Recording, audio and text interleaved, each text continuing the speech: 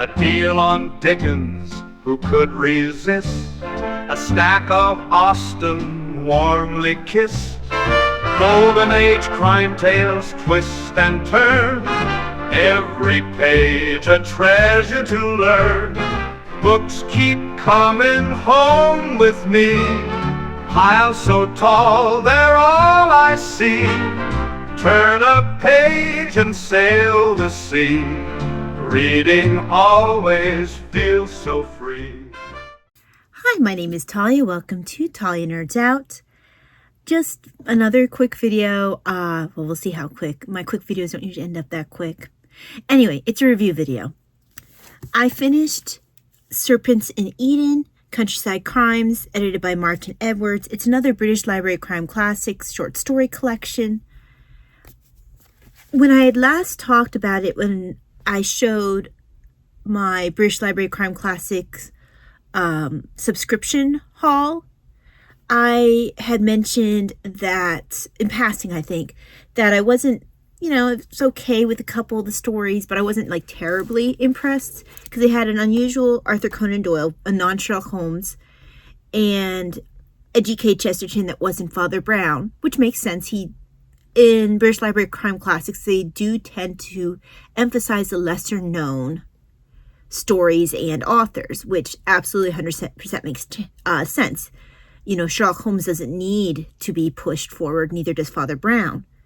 But I just didn't think that either of those works were the strongest works of those particular authors represented in here.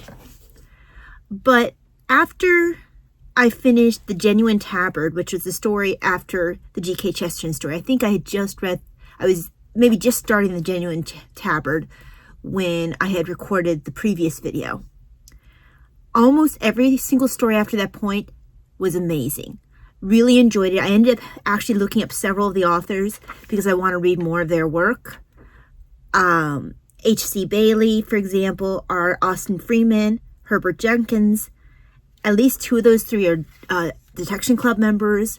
I really enjoyed Ethelina White's The Scarecrow, and apparently she wrote I think she's the one that they said wrote The Lady Vanishes, which I initially only heard about through the Quadrail series, which is a Timothy Zahn science fiction novel. But The Lady Vanishes, I think most people probably know it as a Hitchcock movie. So I believe, let's see, page 234. I think that she's the one who's responsible for The Lady Vanishes. I really enjoyed her writing style. Yeah, let's see.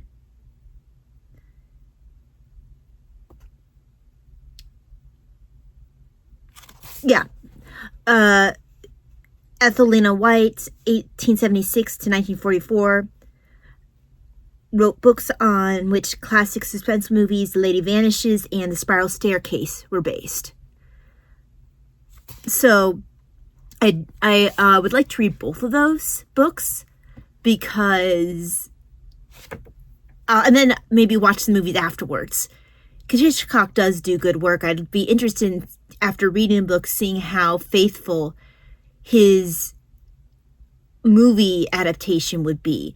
Now, I fully anticipate that Hitchcock would take some liberties simply because of the different medium and to give that suspense that Hitchcock is so famous for having. But I'd be really interested in reading her base story because the story she had in here was really good. And yeah, I think that hers is one of my favorites in here. The Marjorie Allingham was good. I really liked The Naturalist at Law, the R. Austin Freeman. The Long Barrow was one of the longer stories in here. H.C. Bailey. I really enjoyed the detective character in that. And then The Gleiston Slander by Herbert Jenkins. So initially I thought I wasn't going to be that impressed with this particular short story collection. And actually initially I was kind of disappointed. But by the end I was thoroughly enjoying, like I said, almost every story that I ended up reading. So it definitely made up for my first impressions. So the first 4 stories were meh. Then 1, 2, 3, 5, 6, 7, 8, 9. The last 9 stories were quite good, 4 of which were top tier in my opinion. So yes, would I recommend this short story collection? I would. In spite of not particularly enjoying the first 4, I mean, I didn't hate them, I just didn't, because I'm able to compare to other G.K. Chestertons and other Arthur Conan Doyles, I didn't think the works in here were either of those authors' best works. So that probably colored my opinion of 2 of the first 4 stories. So if I had given you a rating, full complete rating, only based off of those 4 stories, this would not get a very high rating. It'd probably be about a 3, Okay. But I probably put this up to a 4, maybe even a 4.5, maybe a solid 4, just because of the first 4 stories. But a couple of those stories, later stories, do deserve more than a 4 of themselves. I would say that I really particularly enjoyed that Ethel Lena White story. So, yes, I would recommend this. I don't always read a lot of short story collections. I think mysteries are usually best done in longer stories, just because it gives the author more chance to create red herrings and do twists and turns. But that's also just because that impression that I have is very much based off of the fact that I'm an Agatha Christie fan, and Agatha Christie makes use of all the time that she can in the novel. And there's a reason why I don't think her short stories are quite as strong as her novels, because she really made the twist and the turn and the red herrings into an art form.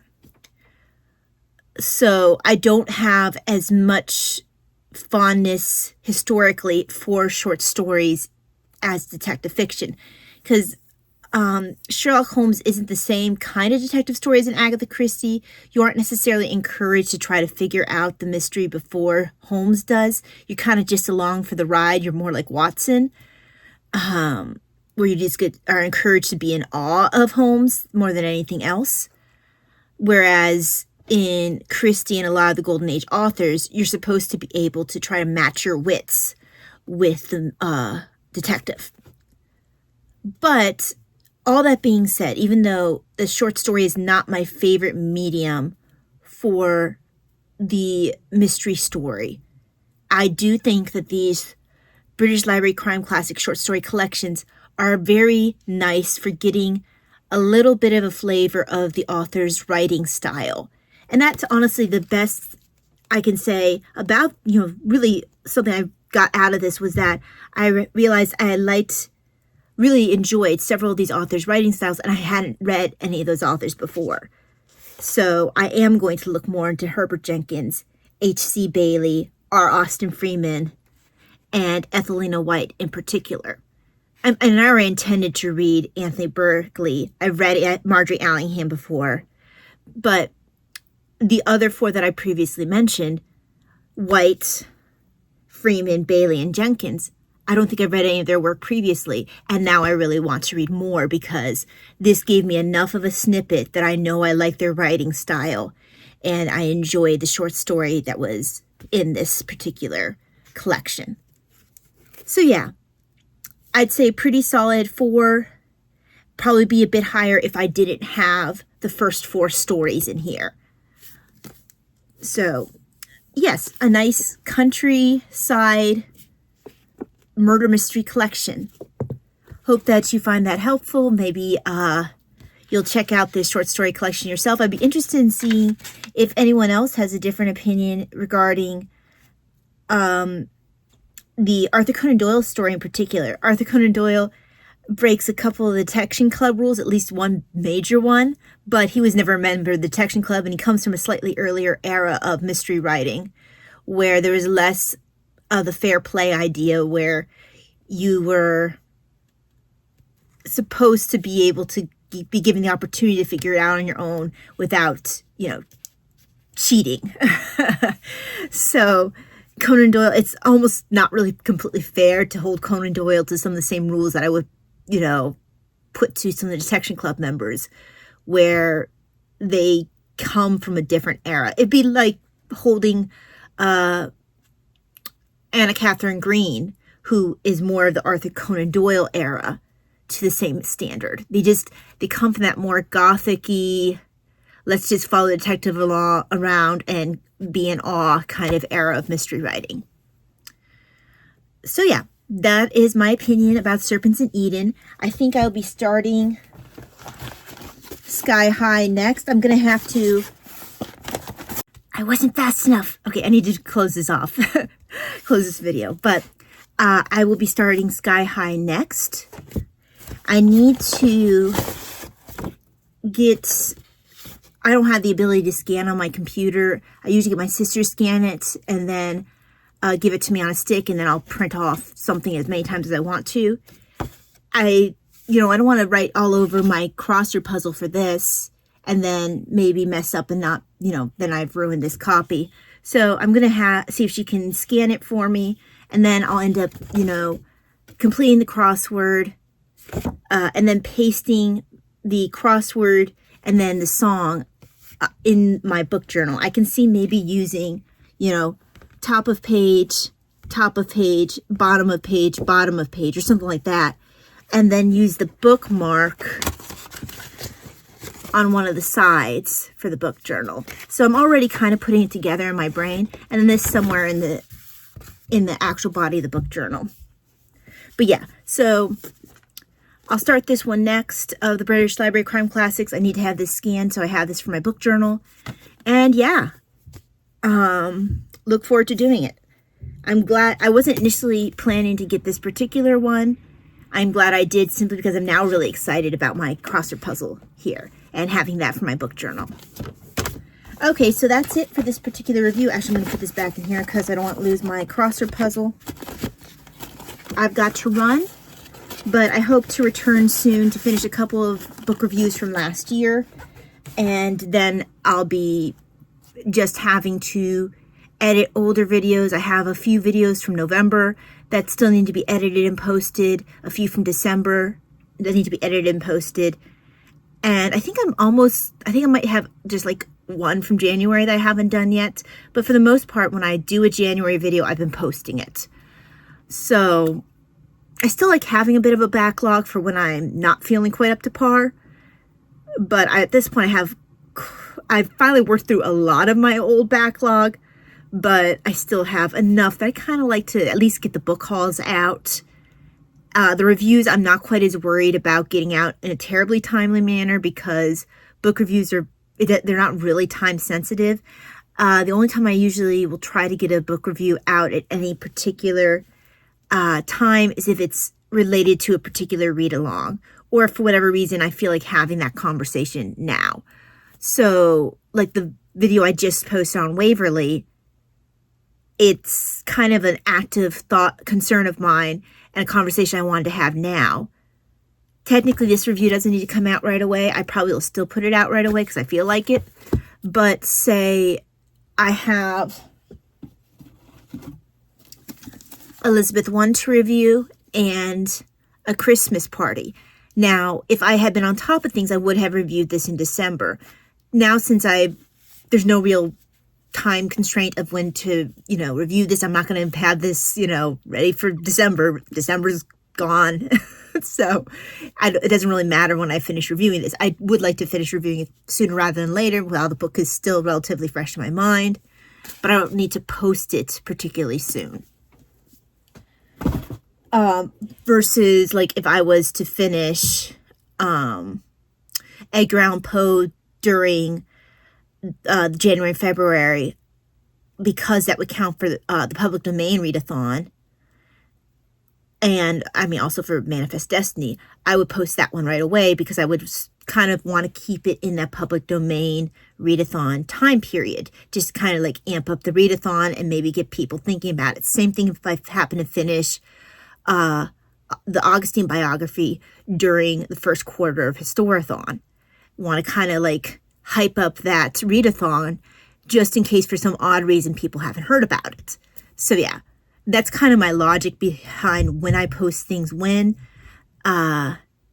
Birthday book hauls and Christmas book hauls generally get posted a bit sooner than just random book hauls. So that's why you have book hauls that I have from like September that I only have posted recently. But anyway, that is it for me rambling right now. Hope that you have a very blessed day, and I will see you the next time. Bye.